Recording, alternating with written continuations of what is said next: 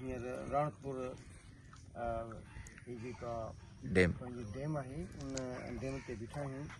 ऐं अचूं त साईं इमाम साहब खान जी इंफॉर्मेशन वठूं त ही फ्रेश वाटर जेका ही उन में आहे माण्हू पंहिंजूं आबादियूं कनि था हितां इन पाणी मां बरसाती पाणी आहे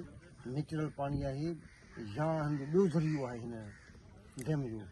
ही साम्हूं राणपुर जो ॻोठ आहे अच्छा ऐं इन ई पहाड़ी ताईं नदियूं लहनि थियूं ऐं जेके घुमी अचनि थियूं ऐं कुझु नदियूं जेके आहिनि पंहिंजे साम्हूं ई जबल तां लही अचनि थियूं जेको आख़िर में तव्हांखे एंड ते ॾिसण में अचे थो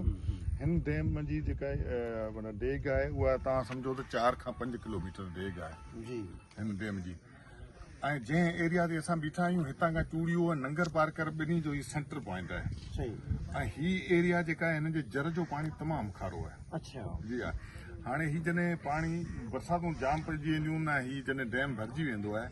त हाणे हिननि माण्हुनि खे 12 महीना पाणी जी कंहिं बि क़िस्म जी उन आहे पीअण खां वठी उन्हनि जे माल मवेशी खां वठी इवन तव्हां ॾिठो हूंदो त पंपिंग लॻियूं कयूं आहिनि मोटरूं जी बिल्कुलु जिन मोटरुनि जे ज़रिए ई माण्हू पाणी खणनि था ऐं उहो बसर पोखीनि था सब्जियूं पोखीनि था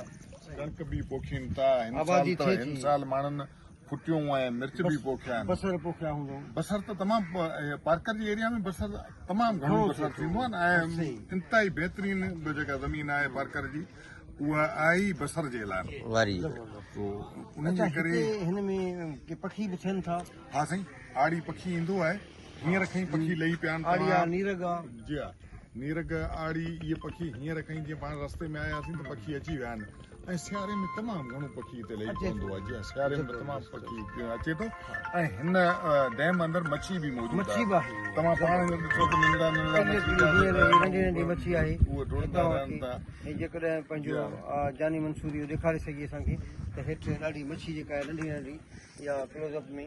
त इहा ॾाढी घणी मच्छी आहे ऐं यकीननि वॾी मच्छी त अच्छा त हिन ढंढ जी जेका फितरी पंहिंजो हीउ जेको आहे डैम त हिन डैम खे वधीक बहितर बनाइण लाइ तव्हां वटि कहिड़ा आहिनि सही सभ खां पहिरीं त नेचुरल हिकिड़ी तराई हुई जंहिं ते ऑलरेडी पाणी ईंदो हो अच्छा ऐं उन खां पोइ स्माल डैम वारनि हिन ते कमु कयो ऐं उन्हनि जेको हिन डैम खे जॾहिं माना हिकिड़ो सम्झो त स्माल डैम वारो हा स्माल डैम वारनि हिनखे हथमी शिकल ॾेई करे ठाहियो त पोइ हिन में पाणी तमामु घणो पाणी बीहे थो बहितरी जे हवाले सां हीअं आहे त हीअ हिकिड़ो तमामु पिकनिक पॉइंट बहितरीनु आहे नंगर पार्क जा माण्हू सुबुह शाम हिते ईंदा आहिनि पिकनिक ते वॉक करण वारा माण्हू बि ईंदा आहिनि तरसंदा आहिनि हिन जॻह ते गेस्ट हाउस वग़ैरह न आहिनि गेस्ट हाउस हुजे का होटल कैंटीन टाइप होटल बि हुजे ऐं माण्हू अचनि कुझु माण्हू लाज़मी कोन्हे त नंगर में तरसिया पिया हुजनि माण्हू अचनि ऐं राणपुर डैम ते ई तरसिया पिया हुजनि ऐं उन्हनि माण्हुनि जे लाइ रहाइश जो जिते जेकॾहिं उहो थी सघे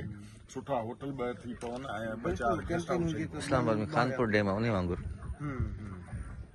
ज़बरदस्त त थैंक यू सो मच और तव्हांजी वॾी महिरबानी लख करोड़